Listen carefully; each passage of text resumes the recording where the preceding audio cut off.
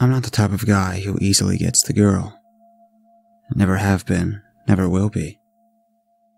I'm alright with it. Sometimes I talk too much. Sometimes my voice cracks and sounds nervous, which, of course, makes me more nervous.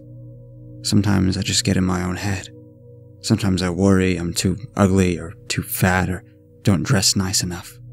Sometimes I worry my life will always be this way. But that sad sack song changed its tune about 2 weeks ago. After 3 months of membership on a popular dating app, I finally got my first match. Thank God. Her name was Claudia. Her professor said she went to community college in a small town near me. Her bio said she lived with her folks, and she had brown hair and brown eyes, and 3 pictures. One with her dog, one at a baseball game, and one by the beach. Each photo seemed more beautiful than the last. At the bottom of her profile, she had a quote, a corny line from an old Coldplay song. Do you believe in magic? She messaged me first. She asked how I was doing. That never happened before. I nearly broke my cell phone by replying so fast. Hi, doing great, thanks. How are you? Too eager, too many exclamation points. I'm doing good, just getting ready for the weekend. She answered me. Half the battle, right? Oh, any plans? A 10-minute delay. Are you offering? I paced around the dark hallway of my parents' basement before thumbing my reply. Have you heard of Mulligan's? And just like that, I had a date for Friday night. I don't know if excitement is the best descriptor. Neurotic would be far more accurate. I didn't text her again for fear of fucking up my chances, and I couldn't sleep through the preceding night. I took off work and went to the mall to buy new clothes that day. I texted pictures to my sister to make sure the outfit looked fine. I sweated through the hours and checked my watch every few minutes, until finally, mercifully, 6 o'clock rolled around. I arrived to Mulligan's an hour early. It was mostly empty. A few of the regulars toiled around the jukebox. An older couple watched the baseball game on TV and chatted with Betty the bartender. I ordered a beer and sat with my back to the wall, with an eye towards the door, waiting for the girl of my dreams to walk in the room and change my life. 7 o'clock came and went. The seats quickly started to fill with college kids on spring break. A rowdy crowd of girls with matching bachelorette shirts paced up and down the cramped aisles taking pictures. I checked my watch incessantly. I sent a couple texts. Not enough to sound desperate, but enough to be concerned. Nobody replied. I downed my 3rd Coors, grabbed my jacket, and made up my mind to leave at 7:30. The crowd by the door led to a line that stretched all the way down the street. People were fighting to get in. A girl with brown hair and brown eyes stood in front of a hefty bouncer named Jake. She was shouting something at him, but Jake wouldn't have it. He pointed to the street and told her to get out. Matt! Oh my God, there you are! The girl shouted at me as I walked by. 1 second, they won't let me in. Relief replaced depression rather quickly. Claudia draped her arms around the bouncer's shoulders and whispered something in his ear. The man instantly dropped his hand, smiled, and stepped out of the way. Hi. I didn't know whether to hug her or shake her hand. I settled for a stupid little wave. What happened? Claudia pushed back her perfectly straightened hair and slid some cards into her wallet. Oh, I forgot my ID. I'm so sorry. I looked towards the bouncer dubiously. He ignored me and continued checking IDs. No problem. Do you want to go somewhere else? How'd you get in? Claudia smiled. God help me. Every part of her essence came together so perfectly when she smiled. I was hooked. Magic. We quickly scrambled back to my unused booth and ordered a fresh pair of drinks. Truthfully, the next 2 or 3 rounds passed by quickly. I did what felt natural when nervous. I talked about myself. I told this strange girl about my education, my friends, my job, my dating history. The confessions dripped out of me like a leaky faucet. Claudia ate up every last detail with a careful stare and a slow stir of the expensive martinis that accumulated around her like Thanksgiving dinner with my brother's family. By the time the fourth round rolled around, I reached a very paralyzing and debilitating conclusion. Happy hour was over. I was drunk and out of money. I apologized to Claudia profusely. I asked her to hold our seat while I ran next door to the ATM. I hated opening a tab at bars. I explained, once you give them your credit card, you never remember to get it back. "Oh, don't worry about it," she gushed with another toss of that magnificent hair over her shoulders.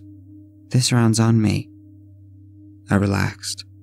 That had to be a good sign, right? She was buying drinks, she was there willingly. I pushed my wallet back into my pocket and sat back as the waitress came by to collect the stacking silverware. Claudia stood up for a moment. I thought she might need to go to the restroom. Instead, she pulled the waitress aside, wrapped her arm around her shoulder, and whispered. The older woman nodded empathetically and walked away. 2 rounds coming up. I watched in admiration as the waitress rushed behind the bar to pour 2 beers and 2 martinis. Several squirming customers reached over with fists of money in their hands, but she ignored them all. In a flash, the woman was back with 4 fresh glasses for our tiny table. I stared at Claudia in admiration. "How? Do you have a tab here? Do they know you?" She smiled again. "Magic," was all she replied. That line creeped me out a bit more the second time, but I ignored the aching feeling in my mind and proceeded forward with another part of my body. I felt myself moving closer to Claudia in the booth. By the 5th round, we were almost on top of each other. The drinks disappeared as the confessions continued to fall out of me. Claudia sipped and stirred and listened through it all. I don't remember what led me to kiss her. We could barely hear each other at this point. I leaned in to better understand, and somewhere along the way, our lips locked in the corner of that small booth by the bar. "Promise me we'll have a second date?" she asked. I did. The ooze started in full force soon after. The college kids seemed to notice us for the first time. Embarrassment flooded my face red. Maybe they were jealous they didn't get any that night. Maybe they were just a couple of drunk kids trying to make each other laugh. Nevertheless, Claudia took more offense than necessary. She got up and strutted over to their table in those rhythmically clicking heels. She grabbed the most obnoxious hyena by the collar. She wrapped her arm around his shoulder and whispered coolly in his ear. She turned and winked at me while she did this. Then she carefully sashayed her way back to our booth. I pulled Claudia close to me and watched while the frat boys crowded around their panicked friend. He grappled at his mouth for a moment. Then he pointed at it and tried to pry back his lips. His friends tried to ask him what was wrong. They tried to ask him what he was doing, but it was no use. The poor kid couldn't talk. Claudia didn't say anything. She just smiled the entire time. That same soft, haunting smile. Eventually, a member of the goon squad approached our booth. He dressed like the usual campus fodder. Khaki shorts, flip-flops, backwards hat, collared sweatshirt. "Hey man, your girl did something to my friend," he mumbled. "What did you do, lady?" Claudia pulled back her lips and crossed her arms. "Magic," she said. The kid stared at her. She said nothing. Then he looked at me. I shrugged. "Look, I know we were rude, but it's his 21st birthday." I craned my neck to see the group huddled around the mute man. He pointed frantically at Claudia. "I think you should take your friend to the hospital," I found myself saying. "He doesn't look good." The kid stared at me a little bit longer. Then he turned to Claudia, my date's cool features revealing no trace of emotion. Eventually, he nodded and returned to his friends. The group left shortly after, with two of them supporting the kid who now had a fresh line of tears down his face and a stain on the front of his pants. Claudia laughed at this. The confrontation gave me a much-needed break from drinking. I quickly started to sober up. The severity of the situation quickly started to weigh on me. So did the time. I looked down at my watch again to see we were coming up on closing. One of the bartenders, Betty, cupped her hands and shouted across the room to announce the same. The music turned off.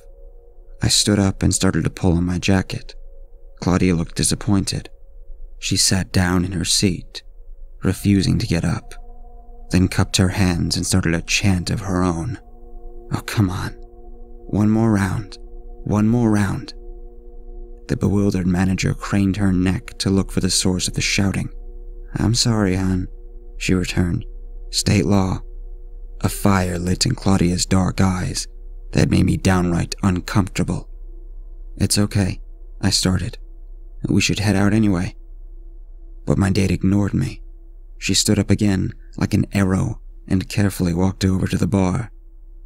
She ignored the people that pushed beside her on the way out of the door. She ignored me calling her name. She met the surprised bartender halfway and wrapped her around her neck, almost like she was going in for a kiss. Then she whispered to her for a little while, maybe 2 or 3 full minutes. Finally, Betty nodded gravely, took off her apron, set down her glass, and headed towards the door. The bouncer said something to her, but she didn't hear it. Traffic covered Highway 35 like a rat race at closing time. The rain reduced visibility to nearly zero. Betty looked down the storm and waited patiently on the sidewalk. I watched her through the glass. I thought she might be looking for her ride home. I thought she might have called an Uber. Instead, Betty stepped into the road, right in front of an SUV, and met the impact head-on. Her head exploded the moment it collided with the Jeep's grille. It was an image I will never forget. I lost Claudia in the ensuing madness. Bar staff and customers alike rushed outside to try and save Betty's life. I am an EMT, so I joined them, but the middle-aged bartender never made it to the ambulance in time. The coroner ruled her death a suicide. This morning, I got a text from a strange number. Second date? I punched out a reply. How did you get away that night? The police are looking for you. I knew her answer before she even sent it. Magic. It's insane. She's crazy. I know she's crazy. I know she hurts people.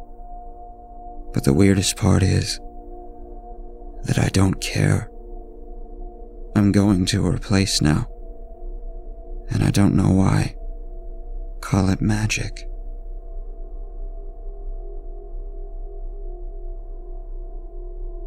I grew up in a 2-story house in a beautiful, sprawling suburb. My father was a pretty well-known and respected surgeon in our neighborhood, and my mother was a psychiatrist.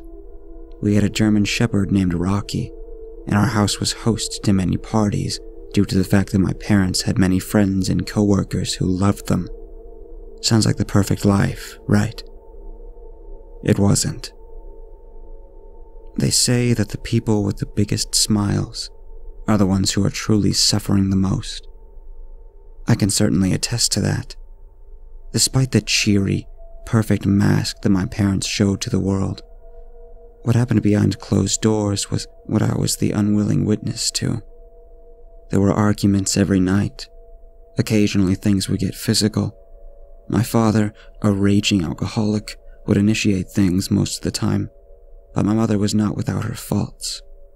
To their credit, a hand was never laid on me, but back then, as a child growing up in such a destructive environment, I never knew what would happen. Things could escalate at any moment. A snide remark at dinner, a joke that one of them might take too seriously, a disagreement about what to watch on TV. Whenever I had even the slightest inkling that things were about to get ugly, I would grab Rocky and escape to my room upstairs. It was great to have him there. I don't know how I would have gotten through it otherwise. We would spend hours up there together, either watching TV, wrestling around, or just curling up in bed, trying to ignore the shouts emanating from downstairs. I don't know when I first started looking out of the window. I just know that it became as much of a therapy for me as Rocky was. I loved to look at the way things were out there. Squirrels chasing each other through the yard and up in trees. Other kids riding their bikes, cracking jokes and giving each other a hard time. Our neighbors washing their cars or going on jogs or socializing in their yards. There was always something looking out that simple, paned glass. It was as if I was assuring myself that this was not the end. I could escape all of the fighting and ferocity one day, and then I started to see her. I was about 11 or 12 at the time. Mom had just given my dad some lip, and he had responded immediately. I whistled for Rocky, and knowing the drill, he raced me up the stairs to my room. I closed and locked the door, kicked my teddy bear, and collapsed in my chair by the window. It was nearly 8 in the evening, so I knew there wouldn't be much to see outside at this time of night. Still, I peered out anyway, hoping for a miracle. The street was empty, save for Mr. Wheels, the man whose name I had chosen due to the fact that he rode his bike at the same time every night. I glanced here and there, but nothing seemed to catch my eye. Not until I saw the shadows in a second-floor window of the house, directly across the street. I didn't know the neighbors personally, but I knew that an old man and woman, Mr. and Mrs. Donahue, lived there. The woman who was suddenly in the window, however, was definitely not Mrs. Donahue. This woman was about 40 years younger. She had long, dull brown hair that partially obscured her face as she leaned forward, weeping. I could see her long, thin fingers clasping her head as she seemed to try to recuperate from whatever was afflicting her. I started wondering who the hell she was. I had never seen her before in my life. Was she a daughter that I had never seen visit the Donahues before? Or a new caretaker? The woman looked back behind her, yelling something that I could not hear, and then left the window. That was the last time I saw her that night. After that day, I would see her more and more often. Sometimes I would glimpse her staring out of the window as I did my homework on my bed. Other times I would be doing my usual peeping and seeing her gazing sadly down at the people below. In my 2 years of observing her, I never saw her leave the house. It seemed as though she was doomed to be confined there, never escaping whatever situation she was in. Meanwhile, the fighting between my own parents had taken a back seat in my mind. I was only concerned about this miserable woman who resided in the big blue house across the street. Some nights she would bear a black eye or a busted lip. Other nights she would just cry and emanate a sadness so profound that I would shed tears of my own. Rocky whimpering down at my feet. I could be having the best day of my life, a day where my parents didn't fight and Nathan Warner smiled at me and found $50 on the bus. But all of that happiness would be immediately sucked away if I saw this woman grieving at the window. I wanted to help her, but deep down, I knew there was nothing that a preteen could do. How could I help this woman when I couldn't even help myself? One night, as Rocky was dozing on my bed, I settled myself down in my warm chair and gazed across the street at the blue house. The woman was already there, her eyes red from crying. As I stared, my own heart bleeding with hers, something incredible, yet terrifying, happened. She looked at me. I can't describe the emotions that went through me in the moment. Here I was, basically spying on this woman for the better part of 2 years, and she had never once noticed me. But now here we are, our eyes and hearts connected, and nothing else in this cold world mattered. Something that indicated that this woman was actually alive finally flashed in those dead eyes of hers. I can't say how long we looked at each other, but at the end of it, she smiled and then left the window. I didn't see her again for the rest of the night, but it didn't matter.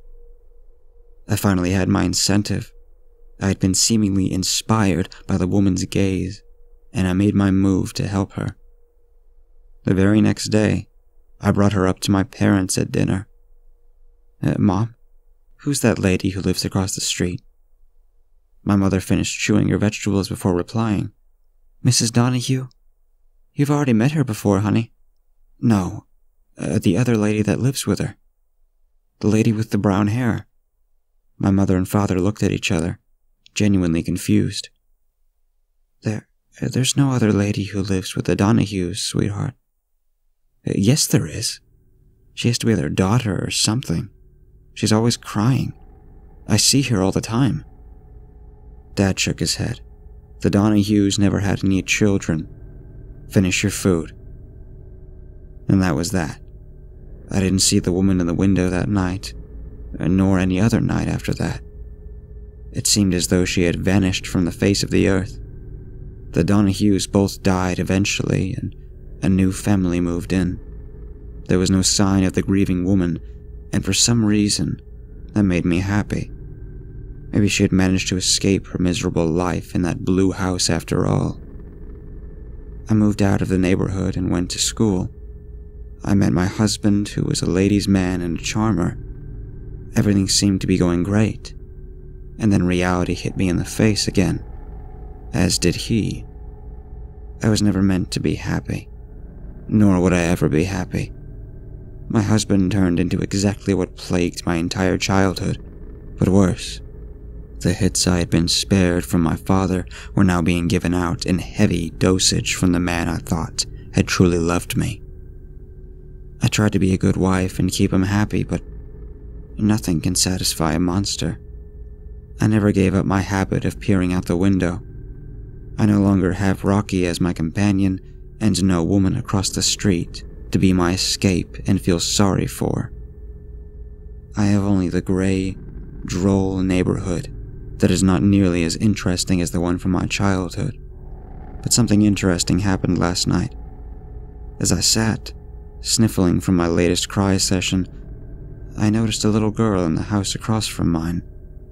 There was sadness in her, too. Sadness that I knew all too well. I knew that I inspired in her what she inspired in me for the first time. I'm going to leave my husband. I'm going to end all of this pain. I'm going to survive.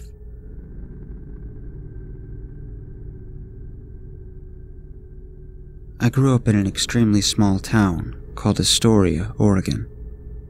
Most of you only know its location on a map simply because of the Goonies. And while that movie is phenomenal, it is not the only thing my town is known for. In the last month, I decided I was going to do my senior thesis on our town's history. Since then, I've spent most of my time in our local library, digging up everything I could about Astoria's past. Yesterday, I eventually found my way to the artifacts section, located all the way in the back of the ancient building, covered in an inch of dust. After sifting through hundreds of binders filled with old newspaper clippings, something caught my eye. At the very bottom of one of the shelves, there was a red binder, completely hidden behind the support beam. I had to really dig to get it out, and once I did, a thick cloud of dust temporarily muddled my vision. Upon settling, I was about to examine the binder more closely. It looked to be about 100 years old, but practically in perfect condition, as if it had not been held in quite a few decades. As I opened it up, I realized only one article was kept inside, a newspaper clipping from the early 1900s. Immediately feeling as though it was hidden for a reason, I peeked over my shoulder. The only nearby sound to be heard was that of my heart thudding rapidly in my chest. I glanced back down at the newspaper article and began reading. May 7th, 1919. After a week of mysterious disappearances and murders, Estonia's notorious killer, known as the Dream Whisperer, is still at large. One young girl lives to tell the story. As I pulled open my phone to check the time, I shuddered when my eyes found the date instead. April 29th, 2019. Exactly 100 years from today. I placed my phone back in my pocket and continued reading. Sally Mae recalls falling asleep in her bed at 9:30 p.m. and waking up 5 hours later in the middle of the woods. While she has no recollection of how she managed to walk 8 miles from her home, she says she remembers the whispers. In her dream, she saw a man she referred to as Sethyros Thanato. She states he was a shadow man with no face, who knew her by name, yet never physically spoke to her. Instead, he calmly whispered to her in her mind, and he showed her the tragic death she would soon endure. Nearby campers found her in a catatonic state, repeating the words, "I must die." Given this new lead, it is clear that the suspect uses an opiate on his victims, leaving them in a hallucinogenic disposition in which he can better manipulate his murders. Everyone is advised to stay indoors after sundown and triple lock their homes. Who knows when he will strike again? I closed the book and bounded towards the middle of the library. I had to get on a computer to look all of this up. As I Googled steadily for over an hour, I came up empty. There was simply no mention of the murders or even about Sally Mae. It was as if she never existed.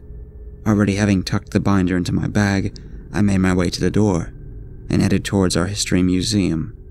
If anybody would know about these strange murders, it would be our town historian, James Haltley.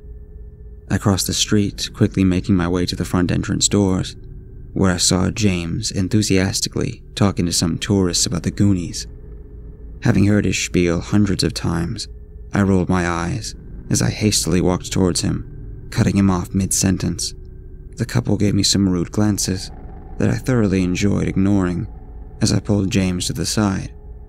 "What can you tell me about the Dream Whisperer?" I blurted out. I noticed the sudden shift in Mr. Haltley's demeanor.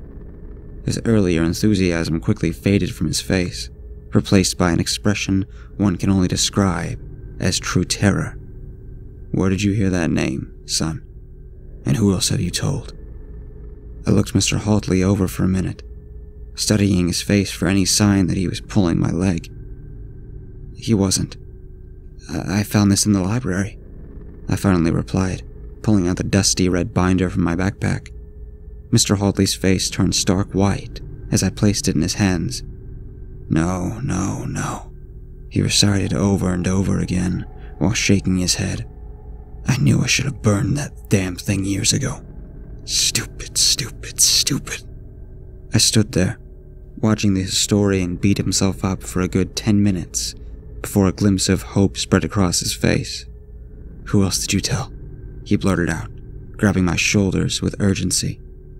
"No one, sir. I just found it," I managed to choke out before he quickly escorted me to his back office. "Take a seat, son," James said sternly as he walked to the other side of his desk.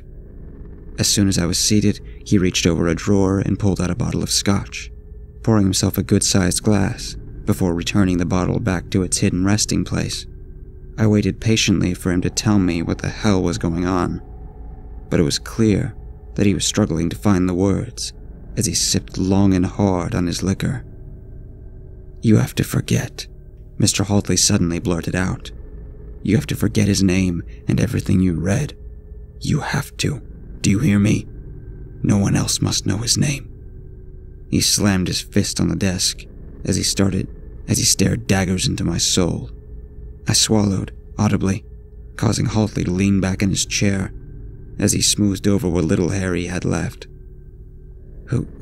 What is he?" I finally managed to mumble. The historian looked at me as if he were having a battle within himself, and I being the cause of such abuse. When he pulled the scotch back out, I shifted in my seat, preparing to not waste any more of my time, but he gestured for me to stay put. Then he spoke. I can't tell you for sure who or what he is. I do, however, know he feeds on nightmares. He fed on my baby brother, and he was never seen alive again. That was almost 50 years ago. I sat there in shock at what I was hearing. Did you say 50 years ago? Is there a record of his disappearance? No, damn it, Haltley yelled. I told you I got rid of everything. Well, almost everything. He sighed as he gestured towards the book. He lives underground, beneath the city. I heard him mumble. My guess is he has been there since before the city was even built. All I know is, every 50 years or so, he gets to, he gets to feed. He looked at me with guilt in his eyes. I pondered this for a moment, trying to put the pieces in my head. I glanced at the calendar on his desk, and my blood ran cold. You said he comes out every 50 years? This article states that the disappearances started happening a week from May 7th. That means, I tried to get the words out. Yes, that means he will awaken sometime tonight. Mr. Haley sighed and looked out the window of his office. I gathered my things and told James that I needed to go. Before I left his office, he looked completely defeated and again begging me not to tell a soul. I assured him I wouldn't. I went straight home. If I was only one of the 2 people who knew about the Dream Whisperer, I was in danger and wanted to spend as much time with my family as I could. I played board games with my siblings, helped Mom bake a pie, and I even let Dad talk about football with me for over an hour. I hid the tears throughout the day until it was bedtime, making sure to kiss all of them goodnight first before heading to my room, counting my last steps as I went. I crept into bed and waited, waiting for sleep to come and take my mind away with the night. But sleep never came. An hour had passed before I heard a crunch come from my closet, sending shivers down my spine. I slowly stood from the bed, breath coming out in quick jolts as I made my way to my closet door. I reached for the handle, willing my body to move and face the demon. The door flew open before I had the chance to muster up the confidence.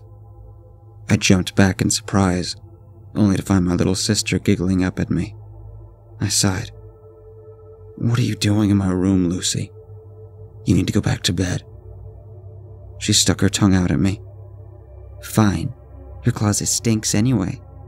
Here, take your stupid book back. It's lame. I stared down at the red book Lucy handed me before she sulked off to her room. Fear began to pour from my veins as the reality of what had just happened raced through my mind. She knew. My little sister knew his name. I began to feel lightheaded as my whole world began to shatter around me. No, not Lucy. Please, no, was all I got out before the room faded to black. I awoke this morning with a newfound appreciation for the life that was almost taken from me. You see, the Dream Whisperer came to me last night and told me about his plans for the future. He's tired of my boring little town and would like to spread his wings, if you will. He promised to pardon my sister of his eternal nightmare if I told others his name. He looks forward to meeting all of you very soon.